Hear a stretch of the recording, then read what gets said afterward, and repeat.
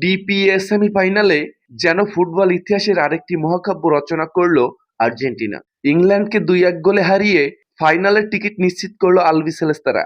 তবে এই জয়ের নেপথ্যের সবচেয়ে উজ্জ্বল নাম লিওনেল মেসি। গোল না করেও নিজের জাদুকরী ২টি অ্যাসিস্টের ম্যাচের পুরো চিত্রটাই বদলে দিলেন তিনি। মেসির নিখুঁত পাস থেকে প্রথমে জালের ঠিকানা খুঁজে নেন এনজো ফার্নান্দেজ। এরপর আরেকটি অসাধারণ দূরদৃষ্টিসম্পন্ন পাস থেকে জয়সূচক গোলটি করেন লাউতারো মার্টিনেজ। যেন পুরো ম্যাচটি নিজের মস্তিষ্ক আর জাদুকরী স্পর্শ দিয়ে পরিচালনা করেছিলেন ফুটবলের এই মহাতারকা। ম্যাচ শেষে আবেগ ধরে রাখতে পারেননি ইংল্যান্ডের অধিনায়ক হ্যারি কেন। তিনি বলেন, হেরেছি এমন এক ফুটবল শিল্পীর কাছে যিনি পুরো খেলাটাই নিজের ইচ্ছামতো পরিচালনা করেন। মেসির প্রতিটি স্পর্শ, প্রতিটি পাস, প্রতিটি সিদ্ধান্ত আমাদের রক্ষণভাগকে বরাবর ভেঙে দিয়েছে। তার ২টি অ্যাসিস্টই ম্যাচের ভাগ্য নির্ধারণ করেছে।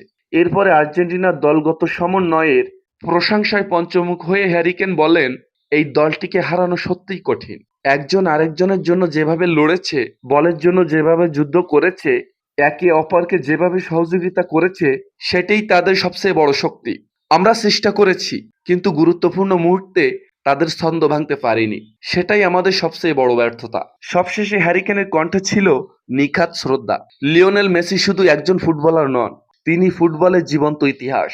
গোল না করেও কিভাবে একটি ম্যাচকে নিজের নিয়ন্ত্রণে রাখতে হয় তা তিনি আবারও দেখিয়ে দিলেন।